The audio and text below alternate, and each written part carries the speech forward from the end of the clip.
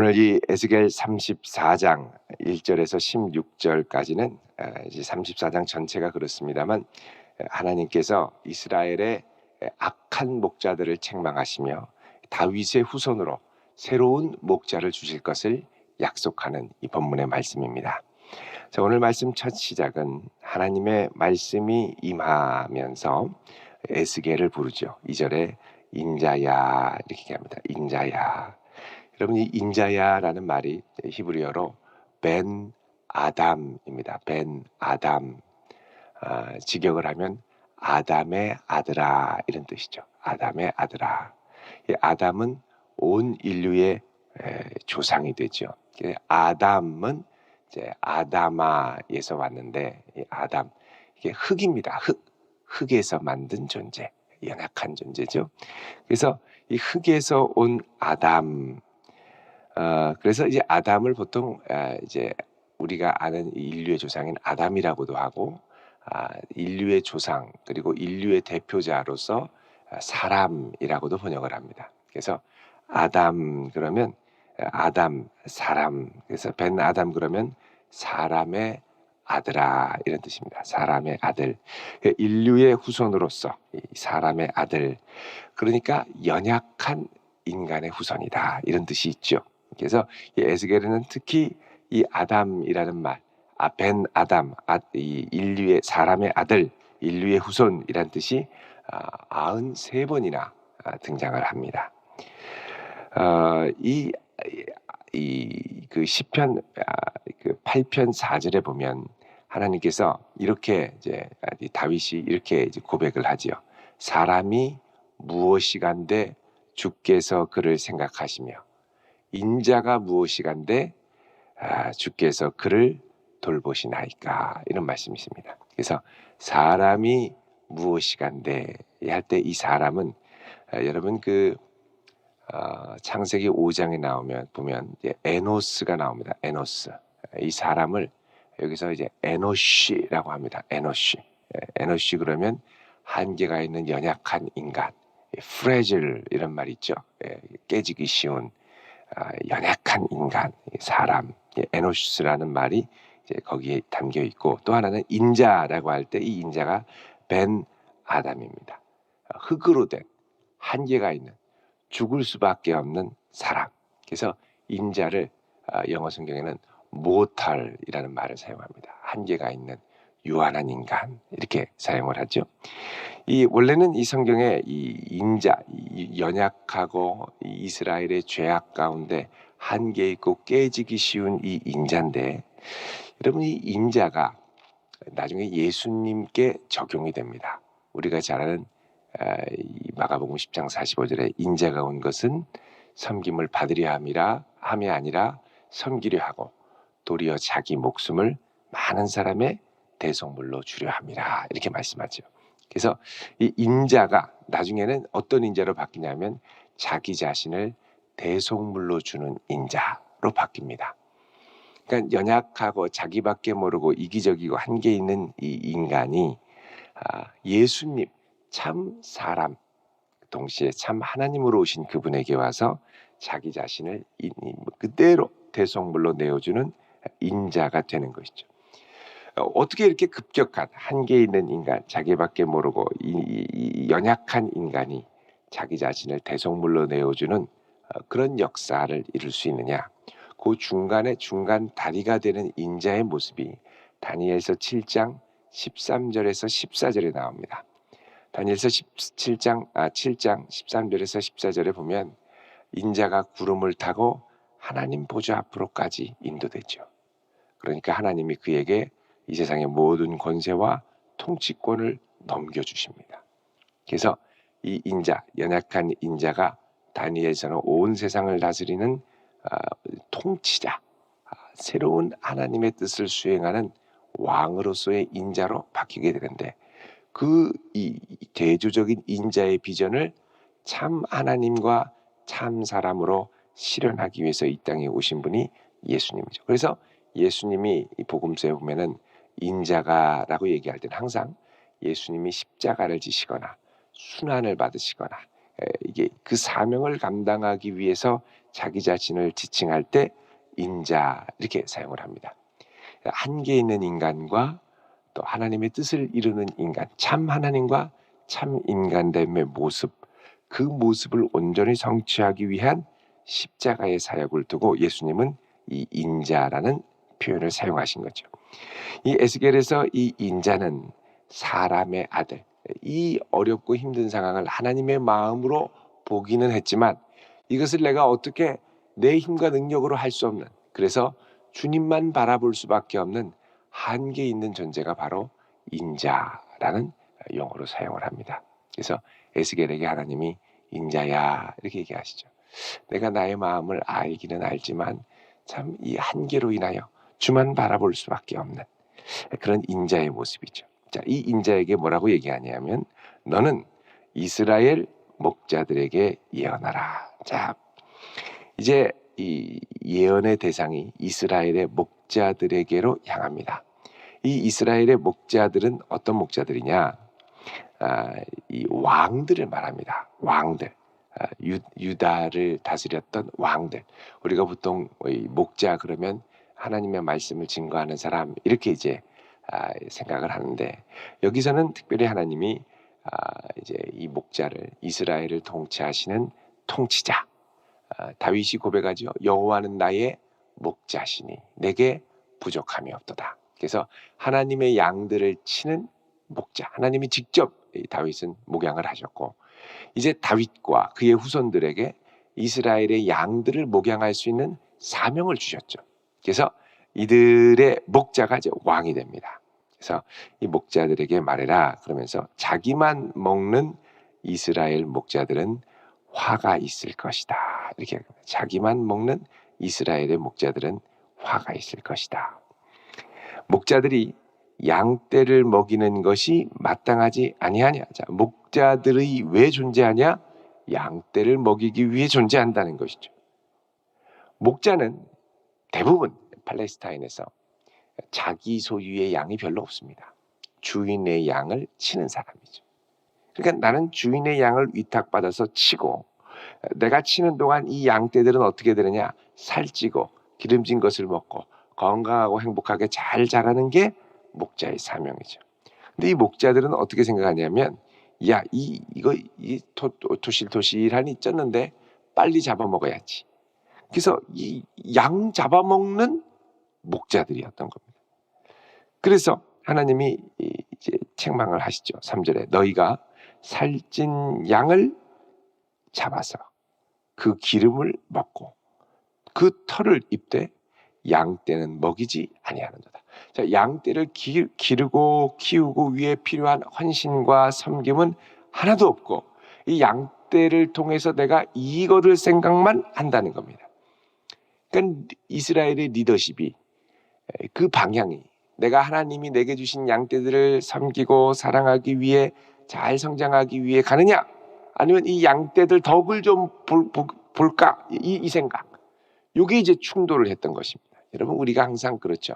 덕 볼 생각을 하다 보면 다른 이들을 온전히 섬길 수가 없습니다.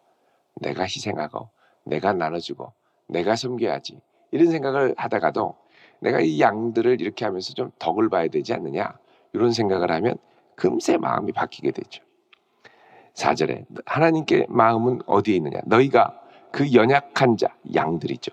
연약한 자를 강하게 하지 않고 병든 자를 고치지 않고 상한 자를 싸매주지 않고 쫓기는 자를 돌아오게 하지 않고 잃어버린 자를 찾지 않고 다만 포악으로 그것들을 다스렸도다. 자, 이게 이 거짓 목자들, 잘못된 목자들이 하는 이 동사, 행동을 나타내는 동사들이 있습니다. 여기 보면 연약한 자를 강하게 아니했다. 다른 말로 하면 좋은 목자는 어떤 목자냐?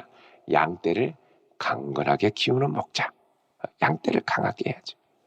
두 번째로 병든 자를 고치지 아니하면 좋은 목자는 병든 양들을 고쳐줘야죠. 상한 자를 싸매주지 않으면 상한 이 양들 싸매줘야죠. 상처가 곪지 않도록. 그리고 쫓기는 자를 돌아오게 아니하면 쫓기는 자 빨리 돌아오도록 품어줘야죠. 양들이 어디로 간다 늘 챙기고 마음을 양떼에 둬야지. 양 잡아 먹을 생각만 하면 안 됩니다. 자, 그래서 포악으로 그것들을 다스렸도다. 결국 이렇게 관심도 없고 냉랭하게 하는 행동이 뭐냐? 포악한 행동이라는 겁니다. 5절에 보면 목자가 없으므로, 여기 앞에서 목자가 있기는 있었죠. 근데 여기 목자가 없다라는 말은 뭐냐? 참 목자가 없다는 얘기입니다. 참 목자가 없기 때문에 이 양들이 흩어지고 흩어져서 모든 들짐승의 밥이 되었도다. 예? 결국은 목자가 이 양들을 잘 먹이고 키우지 않으면 양들은 어떻게 하느냐? 흩어집니다. 그리고 방황하지요. 뭐 먹고 싶어가지고 쫄쫄 굶어서 막 돌아다니는데 결국은 어떻게 되느냐? 들짐승의 밥이 되는, 들짐승의 밥. 6절에 하나님이 말씀하십니다. 내 양떼가 모든 산과 높은 맷뿌리마다 유리되었고 내 양떼가 온 지면에 흩어졌으되 찾고 찾는 자가 없어도다. 찾고 찾는 자는 누구여야 되느냐? 목자여야죠. 하나님이 맡기신 목자. 여러분 여기 보면 하나님이 이 양떼를 누구 양이라고 그럽니까? 내 양떼라고 그러죠. 내 양떼. 하나님의 양을 목자들이 잠깐 맡아서 기르고 키울 뿐입니다. 최선을 다해서 이 하나님의 마음을 담아서 양들을 목양하고 강건하게 하고 싸매주고 고치고 돌아오게 하고 들짐승으로부터 보호해줘야 되는데 자기 배 채우려고 양들이 죽든 병들든 하여간 잡아먹기만 하면 된다. 털만 깎아서 입으면 된다. 요런 생각만 하다 보니까 결국은 양들이 다 흩어져 도망갑니다. 여러분 양이 흩어지면 이것처럼 불행하고 힘든 게 없어요. 양들의 마음을 잘 헤아려야죠. 하나님이 아파하십니다. 7절에 그러므로 목자들아 여호와의 말씀을 들을지어다. 자, 하나님의 말씀을 듣는 게 양이 아니라 목자여야 된다는 겁니다. 목자. 주 여호와의 말씀에 내가 나의 삶을 두고 맹세하노니 내 양떼가 노략거리가 되고 모든 들짐승의 밥이 된 것은 무엇이 없기 때문이라?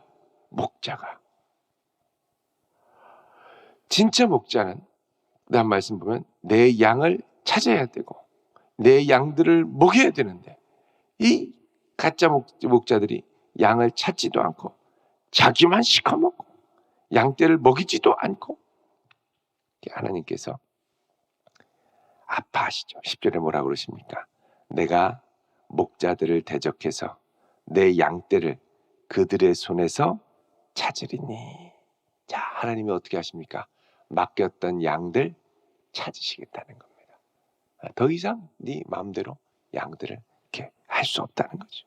다시는 너희들 양을 먹이지 못할 뿐만 아니라 자기도 먹지 못할 것이다. 내가 양을 그들의 입에서 건져내어 다시는 그 먹이가 되지 아니하리라. 그러니까 목자가 지금 뭘로 돌변한 겁니까? 늑대로 돌변한 거예요. 목자인데 알고 보니까 늑대인 거죠. 그리고 하나님이 빼앗으시고 어떻게 하냐?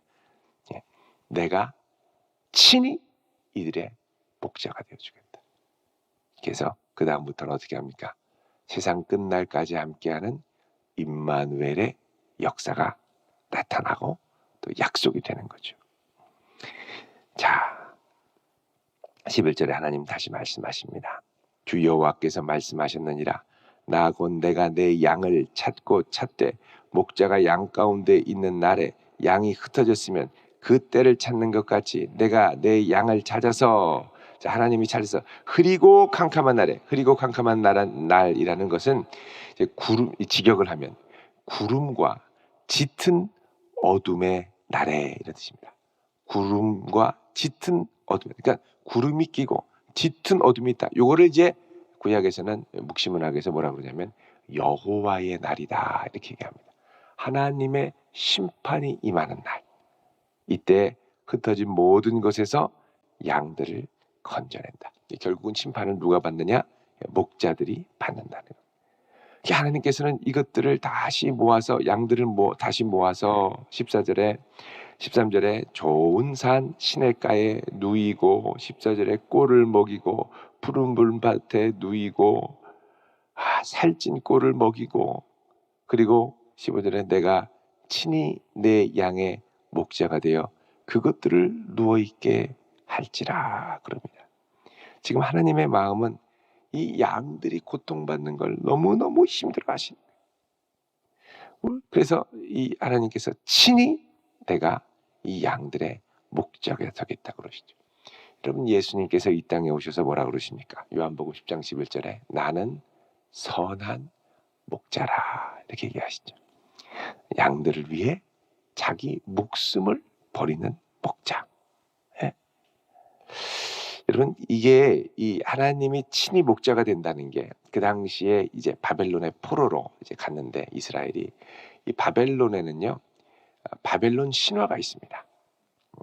창세기 같은 그 자기들의 신이 세상을 만들었다 이렇게 주장하는 바벨론의 신이 이제 마루둑이라고 하는 신이 있었는데 이름도 특이하죠. 마루둑, 말뚝도 아니고요. 마루둑입니다.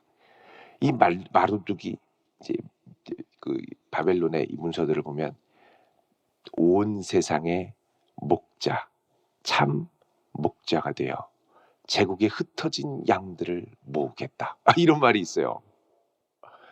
이 마루둑이 그렇게 해서 다 모으겠다고 하는데 결국 모아서는 어떻게 하느냐? 바벨론의 하인, 식민으로 만들어버리는 거예요. 참 목자가 아닙니다. 그 밑에서 이스라엘이 엄청 고생했죠. 참 목자. 그러니까 여러분, 이 세상에도 이곳으로 와야 너희들이 산다. 이곳으로 와야 참된 꿀을 먹는다. 잘못된 속삭이는 신화들이 참 많습니다. 오늘날은 우리가 이 목자들을 위해서 진짜 기도를 많이 해야 됩니다. 좋은 목자 만나기를 위해서 기도해야 되고요. 또 이 나라를 위해서도 그렇죠. 좋은 지도자를 선출하기 위해서 또 만나기 위해서 우리가 기도해야 되고 영적으로도 그렇습니다. 좋은 교회, 좋은 목자 만나는 게 참 큰 복입니다. 근데 이게 양들이 막 흩어져서 돌아다니는 거를 가끔씩 보고 얘기를 들으면 이 목자 때문에 상처받고 막 힘들어가지고 막 흩어지는 이런 일들이 사실상 오늘날도 일어나고 있죠. 사실은 목자가 깨어 있어야 되고 또 목자를 위해 기도해야 되고 좋은 꼴을 먹이기 위해서 몸부림쳐야 되고 또 목자는 교회의 목사, 담임 목사, 우리 또 교회에 섬기시는 목사님들만이 아니라 목장에 인도하는 목자들, 작은 목자들이죠. 이 목자들도 참 중요합니다. 좋은 목자, 좋은 리더, 목장 인도자, 좋은 목자를 만나면 거기 있는 목장원들이 행복하고 아주 좋습니다. 아주 살이 띠룩띠룩 쪄서 띠룩띠룩 건강하게 아주 영적인 생활이 행복하죠. 근데 이 목자를 또 잘못 만나면 목자 때문에 마음이 어렵고 목자 때문에 방황하고 목장 안에 못 들어와요. 이런 경우도 있다라는 것이죠. 그래서 여러분, 우리가 이제 좋은 목자가 되기를 몸부림을 쳐야 되고 그럼에도 불구하고 오늘 이 말씀을 보면 하나님 뭐라 그러십니까? 내가 친히 목자가 되어 주시겠다고 그랬죠. 이 말은 뭐냐면 이 어려운 상황에서 궁극적으로 회복시킬 수 있는 분은 하나님밖에 없다는 겁니다. 하나님의 주권을 의뢰해서 이 목자들, 흩어진 목자들이 돌아오고 회복될 수 있기를 기도해야죠. 그 다음에 두 번째는 우리들은 끊임없이 우리 안에 있는 이 이기심을 두고 기도해야 된다는 겁니다. 여차하면 내 유익과 이익을 위해 하나님이 붙여준 양들을 이용하고 사라지고 싶다는 몸부림을 쳐서 내 이익을 내려놓고 하나님이 맡기신 양들을 위해 최선을 다해서 양들이 건강하기 위해서 양들의 안녕을 위해서 내 자신을 예수님처럼 내어줄 수 있는 사람들이 되어야 되겠죠. 더 나아가서 이 양들을 살릴 수 있는 아주 가장 중요한 건 뭐냐? 이 양들을 맡기신 참 목자 되신 하나님의 마음을 품는 겁니다. 하나님의 마음으로 양들을 섬기고 하나님의 마음으로 양들을 먹여야죠. 우리 하나님이라면 이 양들을 어떻게 하실까? 어떤 꼴을 먹이기를 원하실까? 어떻게 싸매주기를 원하실까? 늘 이 마음을 품고 양들을 위하여 기도해야죠. 요즘 이 코로나로 인하여 참 어려운 때입니다. 사업하시는 분들도 참 어렵고 직장생활 하시는 분들도 참 어렵고 직장이 막 오락가락 너무 어려우니까요. 경제적으로 여러 가지. 여러분 기도해야 됩니다. 이들을 위해 함께 우리 교우들을 위하여 고통당하는 이들을 위하여 기도해야 됩니다. 그리고 주님께서 싸매 주시고 결국은 하나님이 회복시켜야 되니까 주여 속히 이 땅을 긍휼히 여기셔서 회복시키고 다시 일어날 수 있는 자비를 주십시오. 그리고 주님께서 우리로 이 땅에 이루게 하신 이 대전도안교회가 건강한 양들로 충만하게 채워줄 수 있도록 사모하며 기도하며 또 그렇게 쓰임받는 복된 성도 되시기를 주의 이름으로 축원드립니다. 기도하겠습니다.